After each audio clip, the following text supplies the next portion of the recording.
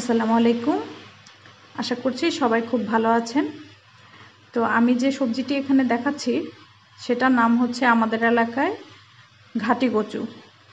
এটার অন্য কোনো নাম আমার জানা নেই, আপনাদের কারো জানা থাকলে জানাতে পারেন। তো আমার বাবা বাজার থেকে একদিন সবজিটা নিয়ে আসলেন।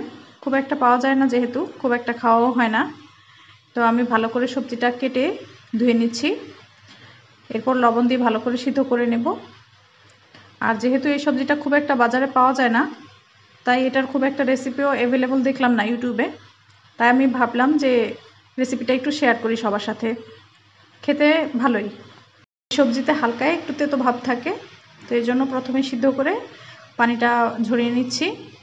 আর আমি রান্না করব নোনা ইলিশ দিয়ে। নোনা ইলিশটা ভালো করে ধুয়ে কেটে নিয়েছি। আর এদিকে চুলায় কড়াই গরম হলে সরিষার তেল দিয়ে দিয়েছি, আর রান্না করতে বাকি যে মশলাগুলো লাগবে সেগুলো এখানে আছে।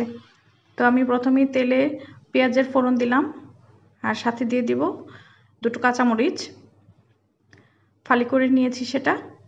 আর এরপরে আদা রসুন বাটা এবং যে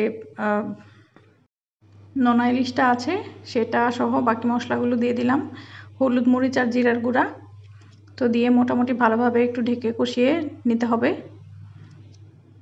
নোনা ইলিশে যেহেতু এমনিতেই লবণ বেশি থাকে, তাই আমি লবণটা একটু আন্দাজ করে দেব।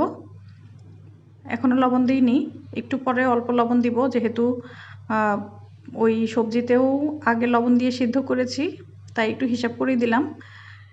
তো এই তো ঢেকে কষিয়ে নিচ্ছি।